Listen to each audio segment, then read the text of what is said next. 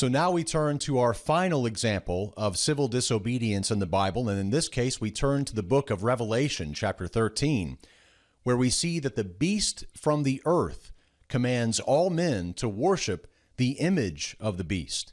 We can find this account in the book of Revelation, chapter 13, verses 11 through 17. We'll just read a part of this account. Then I saw another beast coming up out of the earth, and he was granted power to give breath to the image of the beast, that the image of the beast should both speak and cause as many as would not worship the image of the beast to be killed. Now, in this particular account, we are dealing with a prophecy of something that had not yet happened when it was written by the Apostle John, the Revelator. So this example is rather unique in that respect. Nevertheless, we do see an act of civil disobedience that is apparent in this account from the fact that there are going to be those who will not worship the image of the beast. And what will happen to those people who refuse to worship the image of the beast? They will be killed.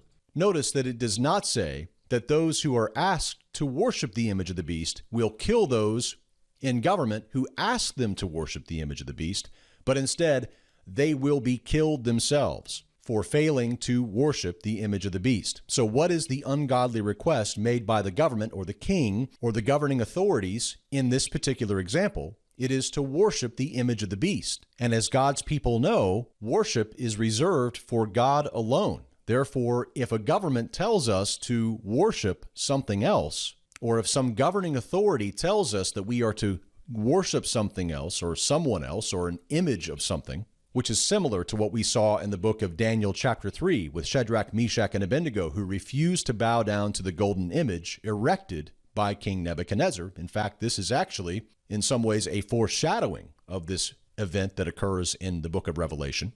Then again, the ungodly request made by the governing authorities in this account is to worship something other than God. And what is the godly response in this example from the book of Revelation? It is to refuse to worship the image of the beast.